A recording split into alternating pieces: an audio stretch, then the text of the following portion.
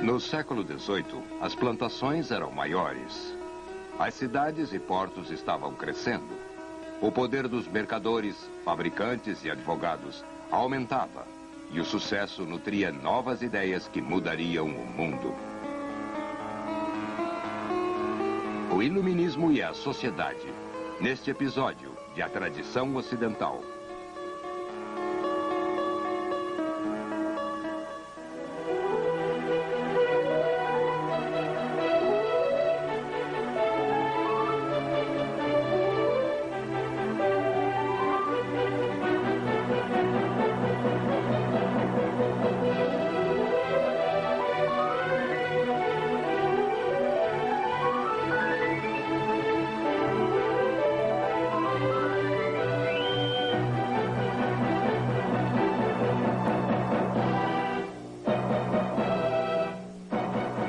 E agora o professor da Universidade da Califórnia, Eugene Weber, em sua jornada através da história da civilização ocidental. É burrice e absurdo queimar as pessoas por suas ideias. Mas é igualmente idiota acreditar que as ideias não importam. Quando você pensa que as ideias não importam, pode ser tolerante em relação a elas. O que realmente significa que você é indiferente. O século XVIII falava muito sobre tolerância, só porque a tolerância era tão rara, e era rara porque naquela época, como hoje, as ideias tinham a capacidade de produzir efeitos concretos no modo da sociedade funcionar, no modo das pessoas pensarem, no seu modo de viverem em sociedade.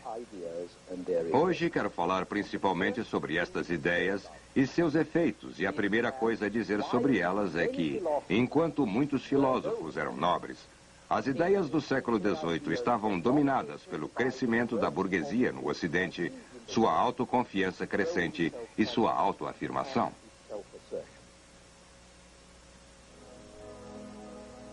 Por trás deste avanço da burguesia estava uma economia que melhorava, o que foi possibilitada por navios maiores e melhores, mais canais para o transporte de bens pesados, mais e melhores estradas. As estradas do século XVI eram grandes crateras. Já no século XVIII, as principais estradas, ao menos, começavam a aparecer com algo que nós reconheceríamos como estradas. Luís XIV começou as melhorias, porque ele queria que suas tropas e seus cobradores de impostos chegassem mais depressa. Em meados do século XVIII, a França tinha um bom sistema de estradas pavimentadas com pedras saindo de Paris. A Espanha e o norte da Itália conseguiram logo. Os alemães e os russos tentaram copiá-las. E no fim do século, um escocês chamado Macadam, que fez dinheiro na América, desenvolveu uma superfície de estrada bem razoável. As estradas vicinais, no entanto, permaneciam primitivas, poeirentas no verão e com lama intransponível no inverno. A viagem por terra não seria fácil por mais 100 anos, até que surgiram as ferrovias. Mas ao menos agora, havia pontes onde antes só havia passagens rasas e balsas. O preço do transporte estava caindo e aqueles que tinham dinheiro podiam pegar carruagens, uma invenção do século XVII. Isso inspirou um novo tipo de passatempo para os ricos, algo que chamamos turismo.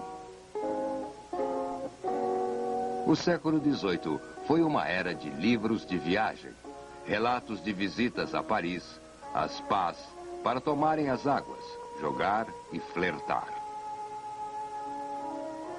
Para a Itália, para se ver as antiguidades. Para Veneza, que era o lugar favorito de prazer. E uma vez que os turistas sempre gostaram de souvenirs, e uma vez que não havia máquinas fotográficas, os venezianos desenvolveram os primeiros cartões postais para os visitantes ricos, chamados veduti, vistas, que poderão ser levadas para casa, penduradas na parede e falar sobre elas. Os pintores venezianos mais famosos do século XVIII, Canaletto, Bellotto e os irmãos Guardi, todos eles tinham grandes workshops que forneciam quantidades de pinturas de San Marco e os grandes canais e outras cenas venezianas.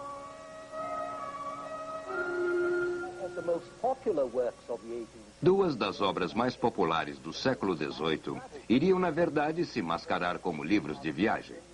A primeira era As Cartas Persas, de Montesquieu, sobre as impressões de dois embaixadores persas em Paris, que sugere como parecem curiosas e absurdas as coisas comuns de uma sociedade para membros de uma outra sociedade que tem costumes diferentes e acredita em coisas diferentes. As cartas persas saíram em 1721. Uma geração depois, em 1759, a Candide, de Voltaire, apresenta uma sátira mais amarga. Candide trata das viagens e aventuras de um jovem inocente, um jovem cândido, que foi criado acreditando que tudo é para o bem, no melhor dos mundos possíveis, e que descobre que o mundo real era diferente daquilo que os filósofos diziam. Ambos os livros são muito engraçados, abordando assuntos muito sérios. E o que é mais significativo, ambos são relativistas, que é o efeito que as viagens têm em mentes pensantes. O entendimento de que as atitudes variam de acordo com os indivíduos e meios, como Montesquieu prova, foi um aspecto importante do pensamento do século XVIII.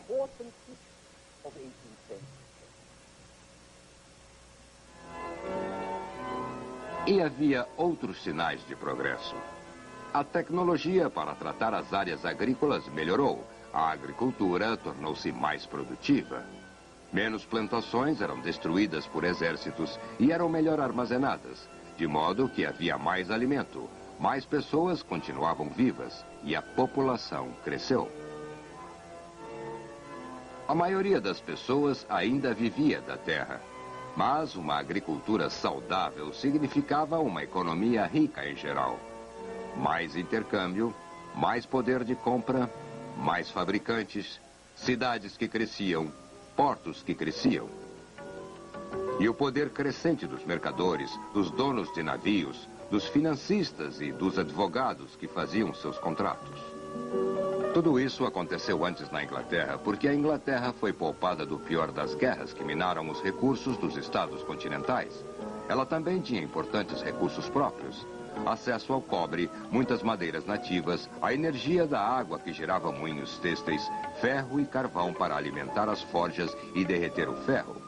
E a Inglaterra tinha a Escócia, que era um país retirado, cheio de homens de visão.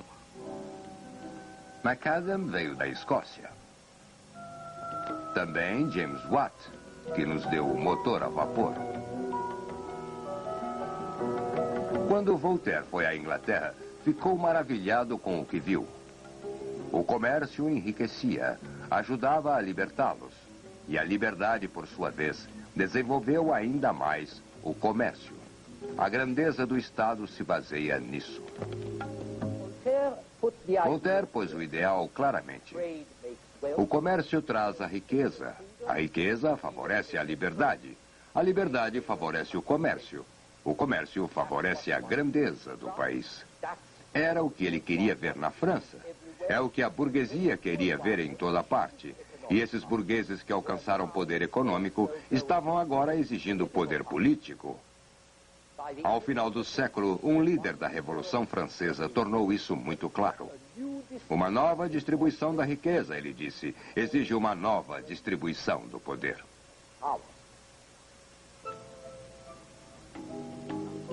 Você tinha que ser muito cuidadoso com a palavra burguês, pois o termo cobre uma imensidão de pecados, ou ao menos uma imensidão de buscas.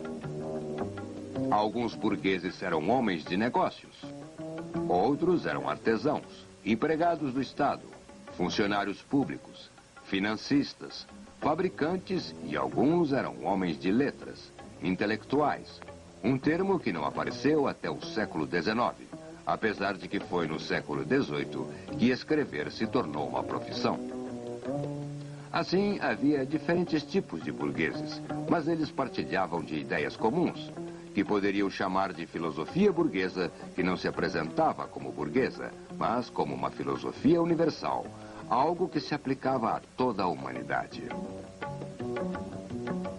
Quando falamos de direitos humanos hoje, estamos usando a linguagem e expressando os princípios da burguesia do século XVIII, que falava sobre a liberdade e progresso do homem e que, eventualmente, escrevia documentos como este.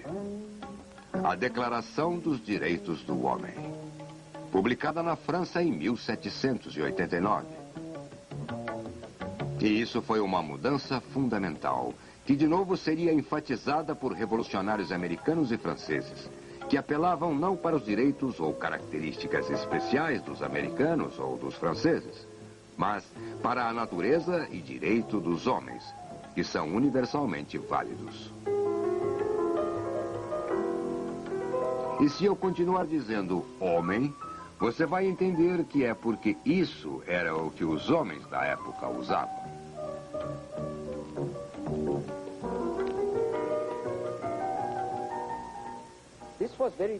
Isso era muito diferente do que iria acontecer mais tarde, no século XIX, quando o proletariado, a classe trabalhadora, foi definida como uma entidade independente. E os trabalhadores eram convidados a adotarem uma doutrina proletária que era muito mais estreita. Mas no século XVIII, a burguesia identificava sua causa com a causa de toda a humanidade. Eles eram burgueses, mas se consideravam apenas humanos e os interesses que buscavam não eram, como eles consideravam, interesses de classe, mas sim eram válidos para todos. De modo que hoje, quando você fala sobre os direitos humanos, está expressando os princípios da burguesia do século XVIII. Essa universalização de princípios e interesses específicos ia estimular uma pretensão hipócrita de que o que era bom para a burguesia era bom para todo mundo, mas também ia inspirar e justificar a exigência de que o que é feito para melhorar a vida da burguesia deveria ser feito para melhorar a vida de todos. E esse é um outro princípio que ainda afeta nossa política hoje.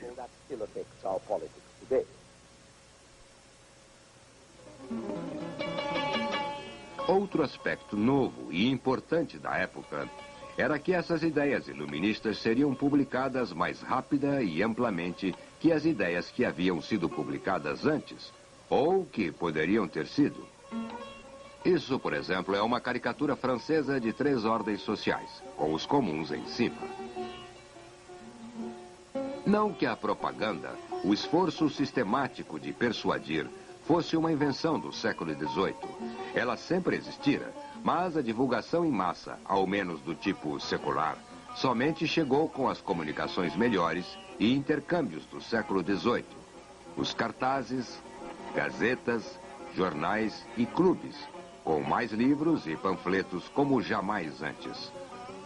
Com salões, cafés, sociedades de debate e sociedades secretas. A mais importante destas sociedades secretas foi provavelmente a maçonaria. A Irmandade Maçônica começou na Inglaterra, do século XVII, mas se espalhou por toda a Europa do século XVIII com os franceses, que chegavam a 30.000 irmãos. A maioria dos grandes filósofos era maçom, como Voltaire e Diderot, mas também aristocrata, como o primo do rei, o Duque de Orleans, e muitos estrangeiros, como Frederico o Grande, Mozart, Washington, Franklin. Na verdade, se olhar os medalhões da nota de $1, você vai ver que um deles é um símbolo maçom.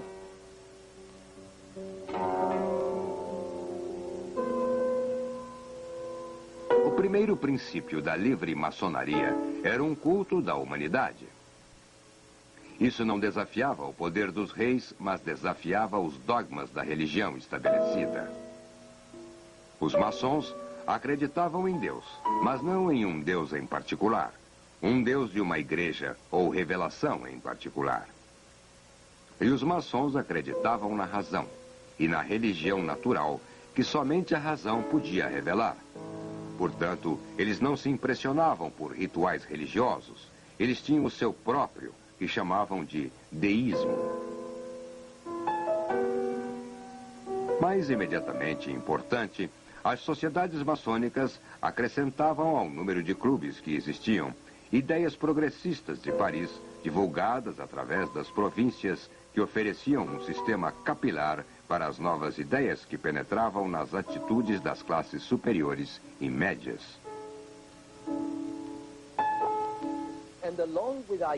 E junto com as ideias, o vocabulário mudou radicalmente. Esta é a época em que a palavra social vai de sociabilidade para sociedade e adquire seu significado atual, como na sociologia, na ciência social.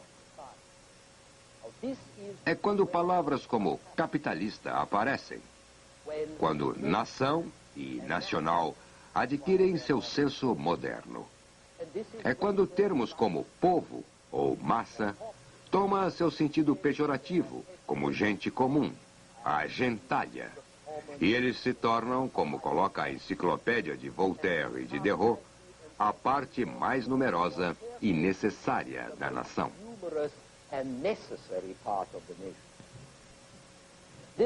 Essa transformação do vocabulário é um sinal de que as ideias estão mudando, e mudando profundamente.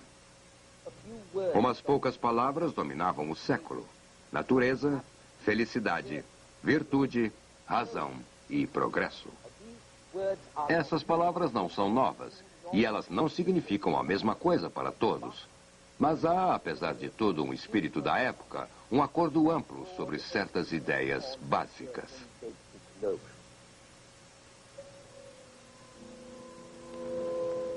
Presumia-se que, através da razão e da ciência, as pessoas poderiam entender a natureza e harmonizar-se com suas leis, assim progredindo em direção à felicidade e à perfeição.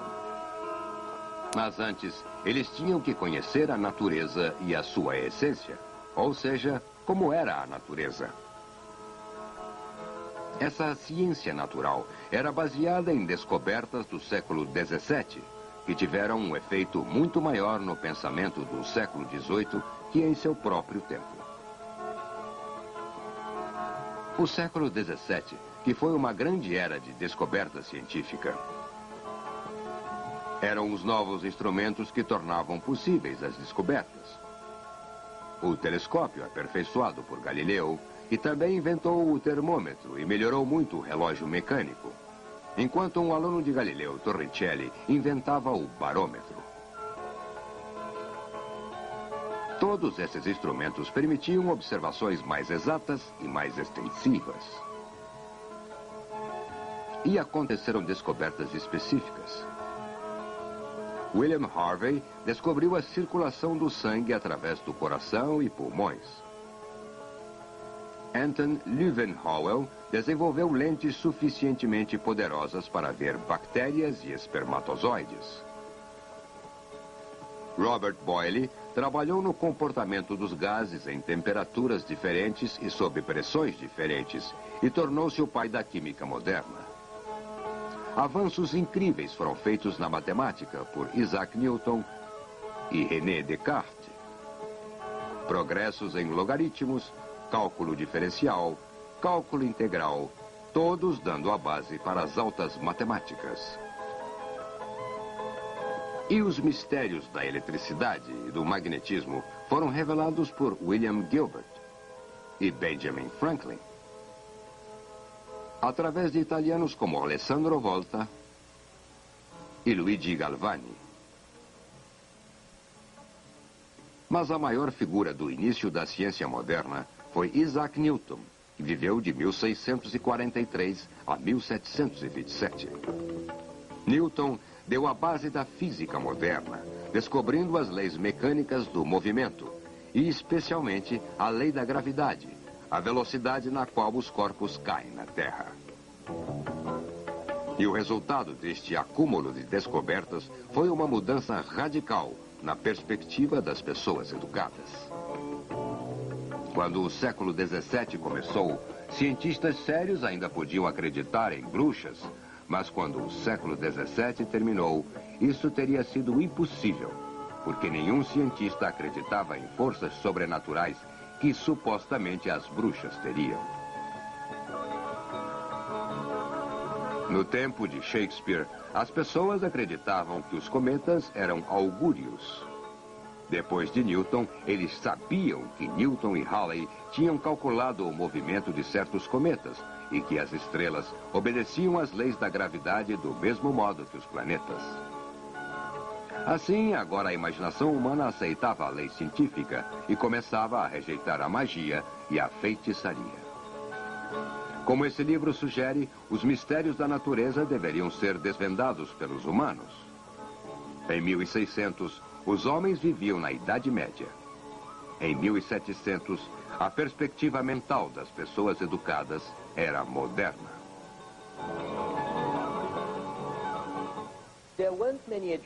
Não havia muita gente educada em 1700, mas seu número crescia com escolas, livros, propaganda e debate.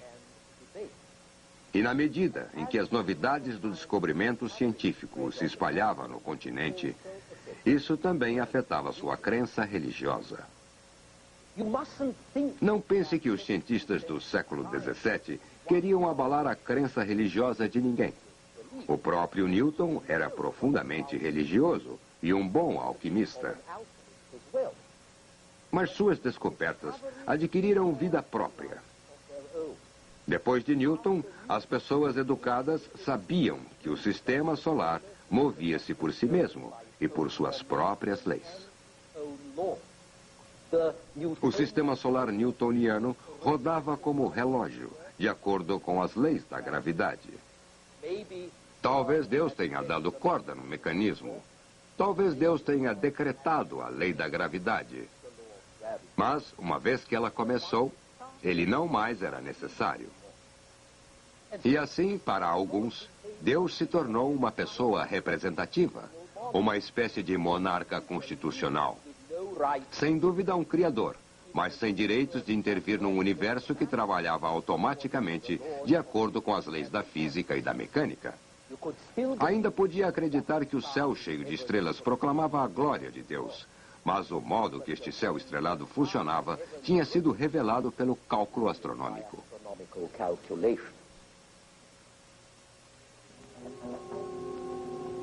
No século XVIII, as grandes descobertas do século XVII estavam digeridas e suas implicações entendidas. Importantes avanços médicos estavam sendo feitos na luta contra o escorbuto e principalmente contra a varíola.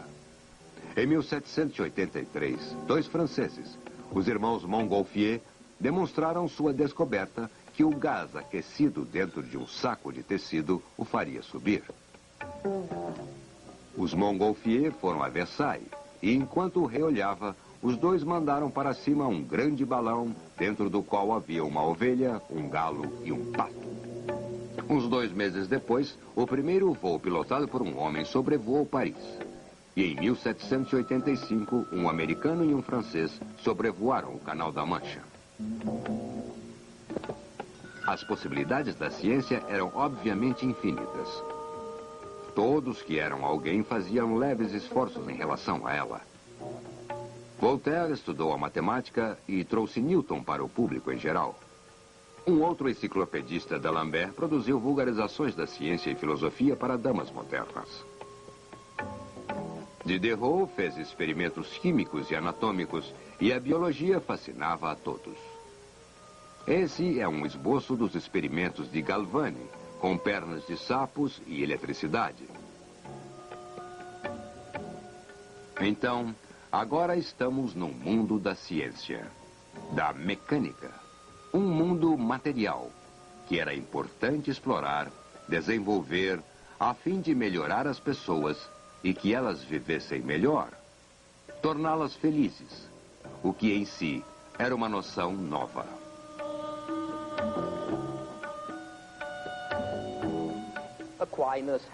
Tomás de Aquino não falou muito sobre a felicidade. Hobbes e Locke mal falaram sobre a felicidade. Mas no século XVIII, as pessoas mal paravam de falar sobre a felicidade. Isso tinha muito a ver com o relaxamento das restrições religiosas, tanto católicas quanto protestantes. E agora, falava-se sobre felicidade na natureza. Felicidade ao ar livre. Essa é a época em que a viagem e o turismo, bem como caminhar, nadar, escalar montanhas, surgem como algo que pode divertir e dar lucros. A felicidade em uma vida natural. Nobres selvagens são felizes. Damas nobres e cavalheiros tentavam voltar à natureza. E Maria Antonieta, a rainha da França, mandou construir uma fazenda para ver como seria uma felicidade natural. E, acima de tudo, a felicidade na virtude, na medida e na razão. Mas havia uma força ainda maior que a felicidade natural e que iria colorir a história da Europa e da América, que era a utilidade. Como veremos em nosso próximo programa extremamente útil. Extremely useful program.